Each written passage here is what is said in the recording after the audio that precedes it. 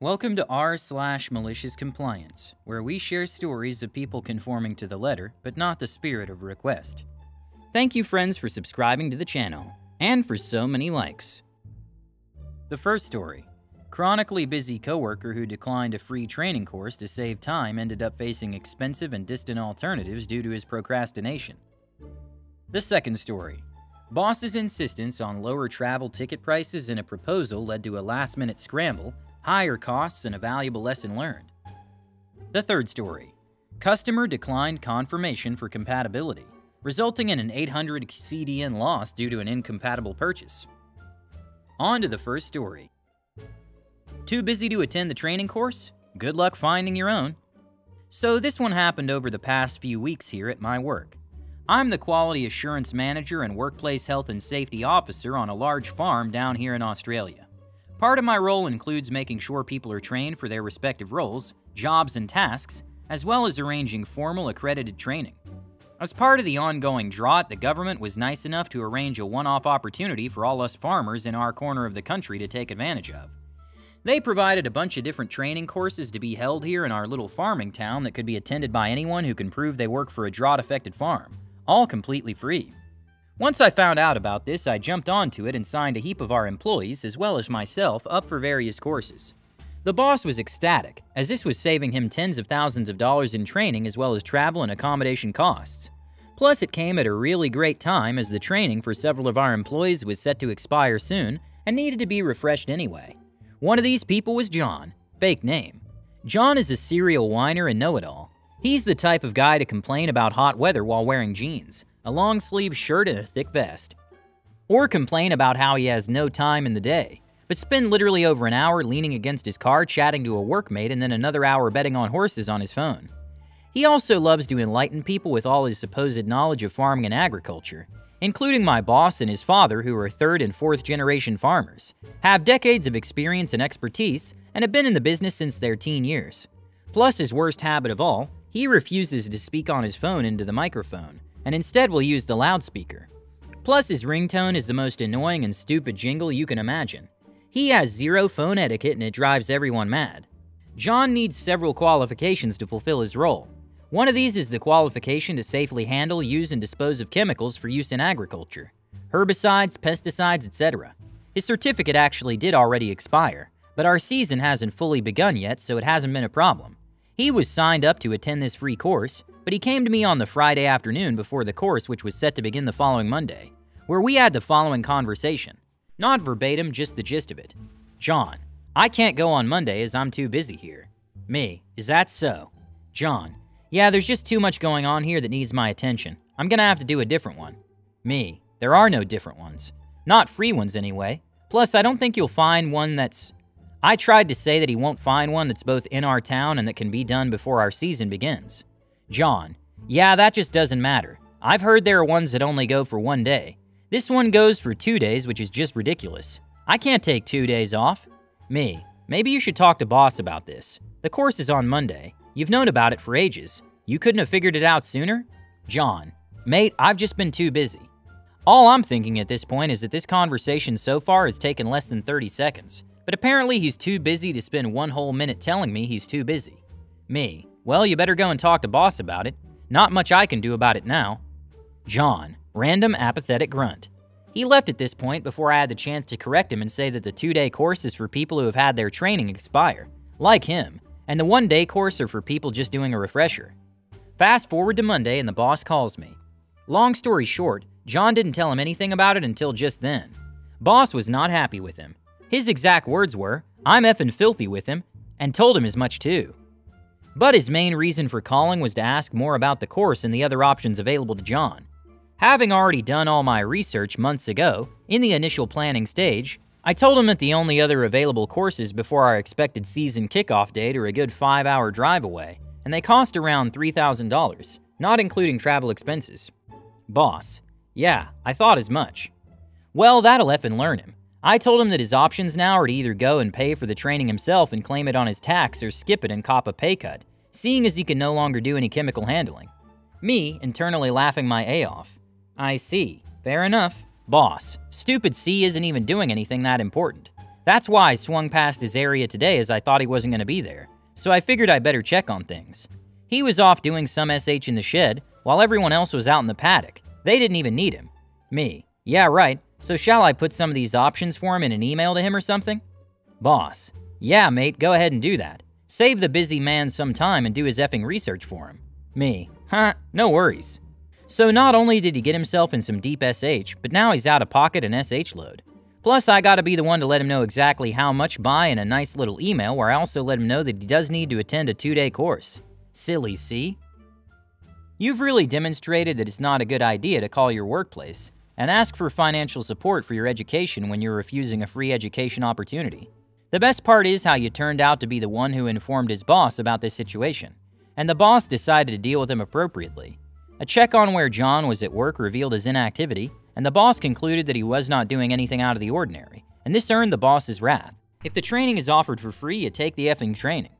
The best part is that John now has to pay for the training himself, and you can tell him this to save time. Really nice storytelling. John can learn the next important thing: how to make his working time more productive and efficient, instead of wasting it on meaningless conversations and horse betting. The next story is micromanage on how my proposal was done. This happens quite often, but I will pick one as an example.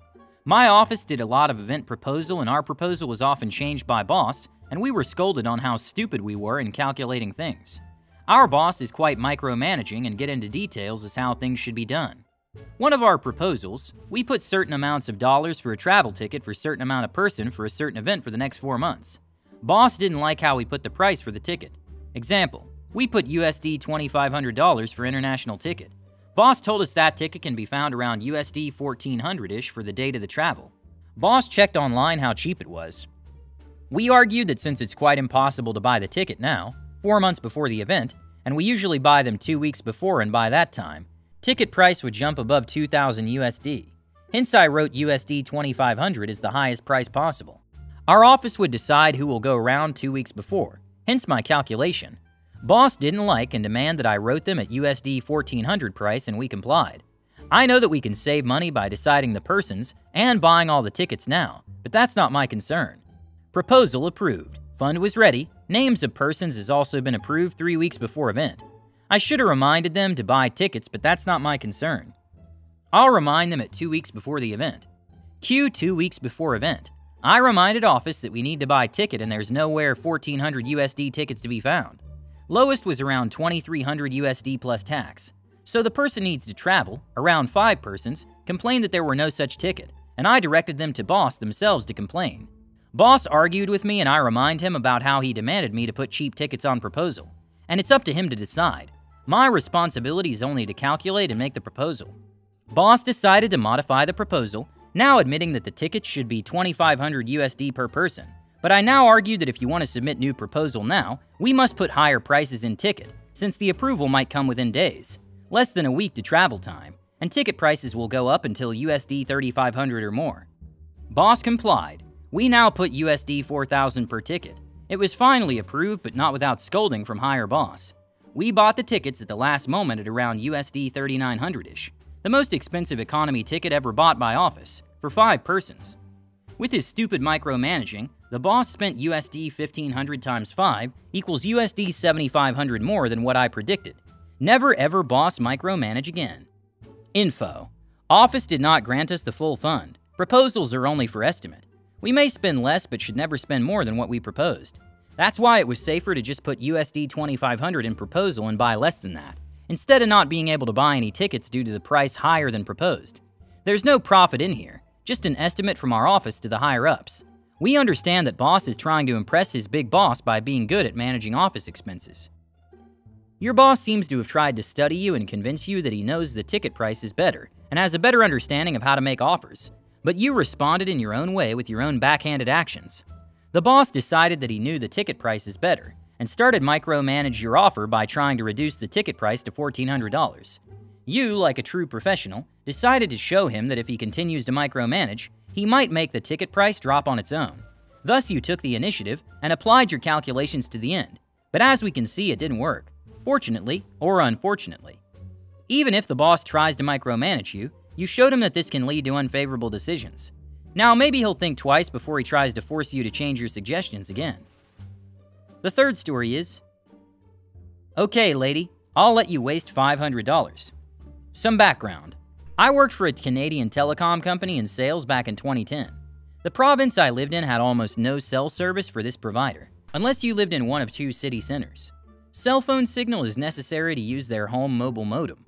This conversation is not verbatim, but you'll get the gist. I'll be M and the crazy customer will be C, and OC is another customer. The first customer and I are both females. Me. Hello and welcome to X Company. How may I assist you today? C. I just got off the phone with X Company customer service and they told me if I have cell phone service, I can buy your modem thingy for my house. M. Certainly, but I noticed the cell phone in your hand is for Company Y, our competitor. Have you confirmed that you have a signal with Company X in your home? C. I don't need to, I have cell signal. M. Okay, well the modem's $500 and is non-refundable once the transaction is complete. Can I bother you for your postal code to ensure it will work in your home? C. Turning red and clearly irate. Do you have ears? Customer service told me it'll work. Why are you so incompetent? Why do these companies hire women anyway? You don't know what you're doing. Me. Yes, I understand that, but the system requires I enter your postal code to create your account, and it will determine if it will work before you leave. C starts screaming about how stupid I am, asks for a manager, I'm alone, and starts personally attacking me for wearing a tight skirt. It was the uniform skirt. Me. Okay, ma'am, I'll bypass that step, but I'll need a photo ID to confirm that you're you, and you'll need to sign this consent form so I can run a credit check. C screams some more. Another customer enters the store and promptly leaves looking alarmed. C still screaming. OC walks in with mall security. M briefly explains that I want to ensure a modem works before selling it to the customer. Security looks at me funny, says well sell it to her and I'll walk her out of the mall. M takes ID, sets up the account, knowing it won't work. Her postal code on her ID confirmed as much. Charged the customer $500 plus tax, 15%. I wrote in very large letters on the receipt non-refundable. Emailed my manager and his manager. For good measure, I asked that security send us all his report. Customer 1 returns to the store 2 days later. Asks for my manager, complains and says that I was rude, didn't check to see if the modem would work before selling it to her and demanded a refund. My manager told her no, and that she has to call corporate to cancel her account. 3 months went by and we didn't hear anything. She showed up at the start of month 4. She hadn't canceled her account, was in collections and was demanding to talk to my manager's boss regarding our incompetence. Regional manager told her to cancel her account and that we'd be giving no refunds. I still don't know what happened to the customer, but she owed over $300 in bills before interest on top of the $500+ tax she was already out. Edit. To be honest, I got this attitude from people a lot simply because I was female. Before this company and the way I had gotten that job was that in college I worked at The Source, which is the Canadian Radio Shack. Men used to come in and I was typically the only staff member on the sales floor. They'd demand a male help them. My boss was awesome and we had a rule. I would oblige and find a male coworker, but said coworker would repeat the customer's questions and ask them to me from across the store. I always gave them an answer, and even when I was wrong, they'd go with it just to make the customer understand what a fool they were. I don't understand why people start a conversation with someone they don't know well and immediately express their incompetence without giving them a chance to speak. Sometimes I really wonder what thoughts go through the minds of these people. Honestly, the test would probably take less than 5 minutes. I would gladly give them more time if they asked for it. There's a lot wrong with this client. I hope you love these stories. Subscribe, hit the like button, and turn on notifications. Thank you for watching and have a good day.